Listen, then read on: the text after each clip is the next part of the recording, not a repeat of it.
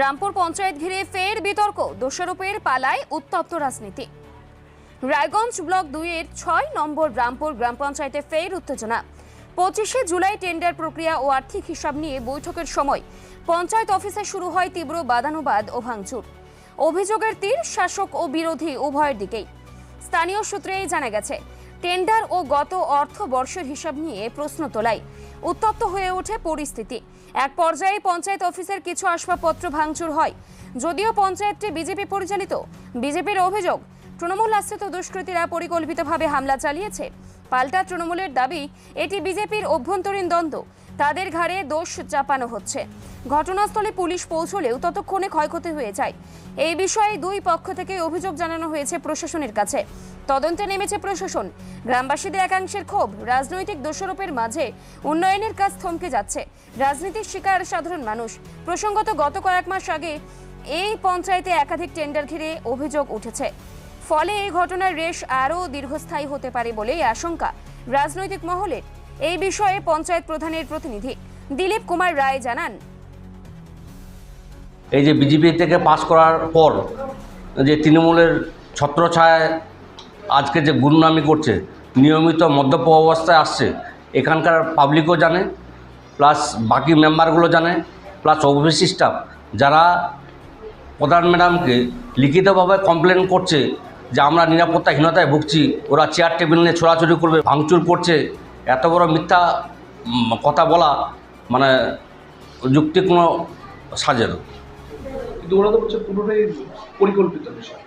পরিকল্পিতার office স্টাফই বলবে, আরও বাকি স্টাফগুলো আছে যারা বিডিও ম্যাডামকে লিখিতভাবে কমপ্লেন জানাইছে, বিডিও ম্যাডামের নলেজও আছে। সেটা তো শুধু প্রধান মাত্র বললে হবে না, এই জন্য অফিস স্টাফ আছে, অফিস স্টাফই বলবে। এই বিষয়ে আপনারা লিখিত কমপ্লেন করেছেন? হ্যাঁ, বিডিও ম্যাডাম সবাই জানে। এদের কথার মধ্যে যে ভুল, এরা এক একটা মেম্বার, কেউ বলছে 1 বছর ধরে কাজ হচ্ছে না, কেউ বলছে 1.5 বছর হচ্ছে না, কেউ বলছে প্রধান ভাঙচুর করছে, এই যে মিথ্যা।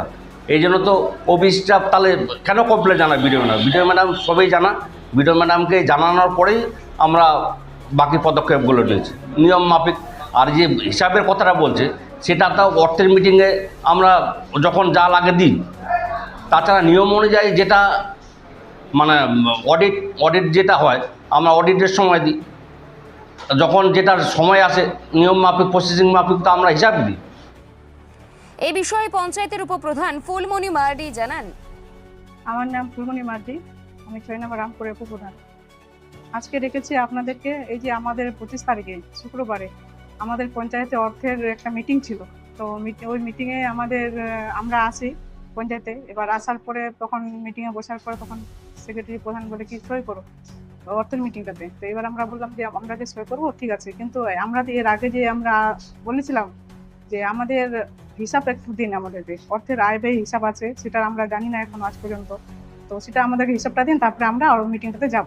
এবার তখন প্রধান বলে কি যে না, মিটিংটাতে আমরা আগে সইটা করি, তারপরে আমরা হিসাবটাতে যাব। বললাম না, আমরা হিসাব না পেলে আমরা গত 1 বছর ধরে হিসাব চাইছি, আপনারা হিসাব দিচ্ছেন না। তো হিসাব না হলে আমরা শুধু সই করার জন্য আছি কি? আমরা শুধু সই করবো? তারপরে তখন প্রধান বলে কি, সেক্রেটারি মহাশয় তখন বলেন যে আপনারা আজকে মিটিংয়ের জন্য আসছেন, মিটিংটা করেন।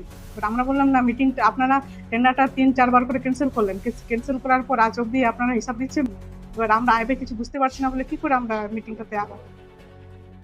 কিন্তু বিরোধী এবং বিজেপির পক্ষ থেকে অভিযোগ যেটা আপনারা পঞ্চায়েতে চালিয়েছেন, পঞ্চায়েতের শক্তি নষ্ট হয়েছে।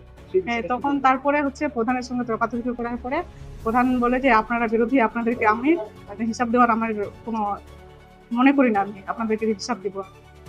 তখন তর্কাতর্কি করার পর আমাদেরকে সিক্রেট রুম থেকে বের করে দেয়। তখন প্রধান ওনারের মধ্যে তর্কাতর্কি করার পরে জিনিসগুলো ভাঙচুর করে দেয়। কারা করে? প্রধানরা। হ্যাঁ, কিন্তু বিরোধীরা হচ্ছে তৃণমূলের লোকজন ভাঙচুর করছে না, এটা হচ্ছে আমাদের প্রতি ওরা উপাদান জানাচ্ছে যে এরা তৃণমূলে এরাই ভাঙচুর করেছে, কিন্তু আদৌ আমরা ভাঙচুর করিনি, করেছে ওরাই। এছাড়া পঞ্চায়েত সদস্যরা জানান, আমাদের পরিকল্পিতভাবে ভাসানোর চক্রান্ত করা হচ্ছে বলে দাবি করেন পঞ্চায়েতের প্রধানের বিরুদ্ধে। এখন দেখার বিষয় প্রশাসন কি করেন। দাদা, আপনার নাম? আমার নাম প্রদীপ বর্মন। এটা কত নম্বর অঞ্চল? 6 নম্বর অঞ্চল।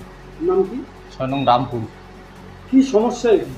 এখানে সমস্যা তো অনেক দিন ধরে চলতেছে, পঞ্চায়েতে হিসাব কিতাব ঠিক মতো আমরা পাচ্ছি না। আর আমরা লিখিত অভিযোগ দেওয়ার সত্ত্বেও ওরা হিসাব দিচ্ছে না। আজ 2-3 বার করে মিটিং করলো যে হিসাব দিবে, কোনো হিসাবে কোনো নামেও উঠতেছে না। আমাদেরকে 2-3 মাস পর আবার ডেট দিচ্ছে, ওইভাবে হিসাবে দিচ্ছে না। তার মধ্যে আমার ওই দিন অর্থের মিটিং ছিল, মিটিংয়ের সময় একটু গন্ডগোল হওয়াতে আমাদের বার করে দিয়ে ওরা মারপিট, আমাদেরকে বার করে দিয়ে চেয়ার টেবিল ভেঙে দিচ্ছে ওরা, এখন আমাদেরকে নাম দিচ্ছে। তো অভিযোগ তো আপনাদের বলছে যে আপনারা এটা কি ভাঙচুর করছেন। আমরা সরকারি সম্পত্তি কেন ভাঙচুর করব?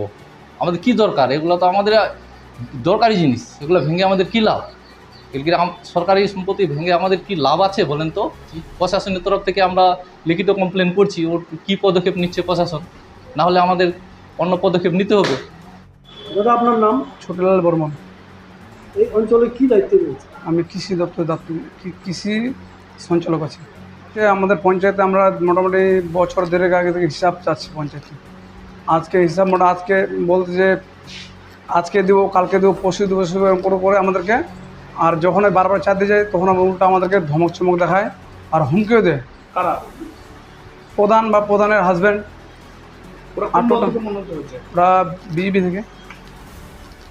ওরা প্রধানের হাজব্যান্ড এটাও ধমকি দেয়, আমরা বারবার যখন হিসাবটা চাই আমাদেরকে উল্টাপাল্টা কেসে ফাঁসাবে এটা বলে। আর ঠিকাদারি দালালিও করে। মানে মূলত আপনাদের হিসাব নিয়েই গন্ডগোল মেন হ্যাঁ। ঝামেলাটা। আমরা হিসাব চাচ্ছি, আমাদের এই আজকে আমরা হিসাব চাইতে এসে আমাদেরকে মিথ্যা চক্রান্তে ফাঁসাচ্ছে। ওরা ভাঙচুর করে আমাদের ঘাড়ে দোষ চাপাই দিচ্ছে চক্রান্ত করে।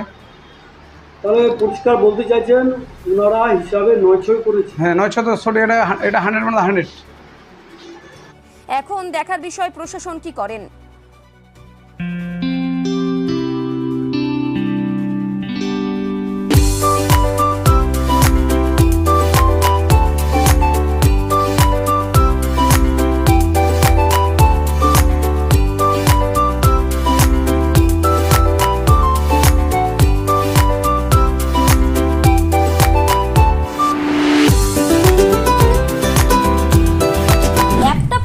ছাত্রছাত্রীরা পেয়ে যেতে পারেন 1 কোটি টাকা পর্যন্ত স্কলারশিপ, 2 লক্ষ থেকে স্কলারশিপে টাকা পাওয়ার সুযোগ।